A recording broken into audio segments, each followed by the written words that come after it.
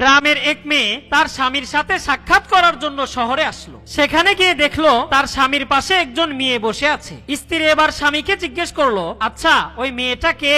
স্বামী হেসে উত্তর দিল, সে আমার অফিসের পার্টনার। আমরা পাশাপাশি রুমেই থাকি, তবে একসাথে ঘুমাই না। রাগে অভিমানে পরের দিন স্ত্রী গ্রামের বাড়িতে চলে গেল। কিছুদিন যেতে না যেতেই পার্টনার তার স্বামীকে বলল, আমার স্বর্ণ অলংকার এবং কিছু জিনিস খুঁজে পাচ্ছি না। আমি নিশ্চিত করে বলতে পারি যে এসব কিছু তোমার স্ত্রীই নিয়ে গিয়েছে। স্বামী তখন বলল, তুমি এসব কথা আমাকে বলতে পারলে? আমার স্ত্রীকে আমি খুব ভালো করেই চিনি, সে এরকম কাজ কোনো দিন করতে পারে না। পার্টনার বলল, অন্তত একবার ফোন করে জিজ্ঞেসও তো করতে পারো। স্বামী তার সামনেই স্ত্রীর কাছে ফোন করে বলল, আমি এটা বলছি না যে তুমি গহনা নিয়ে গিয়েছো, তবে যদি তুমি ভুল করে নিয়ে যাও তবে আমাকে বলতে পারো। স্ত্রী তখন বলল, আমিও এটা বলছি না যে তুমি তোমার পার্টনারের সাথে ঘুমাও। পার্টনার যদি সত্যিই নিজের ঘরে ঘুমাতো তাহলে গহনাগুলো তার বালিশের নিচেই পেত, যেখানে আমি সবগুলোকে লুকিয়ে রেখেছিলাম। যা হোক, আর কিচ্ছু বলার নেই তোমাকে। তুমি তোমার অফিসের পার্টনারকে নিয়েই সুখে থাকো। আমি সারা জীবনের জন্য বাবার বাড়ির দিকে রওনা হচ্ছি।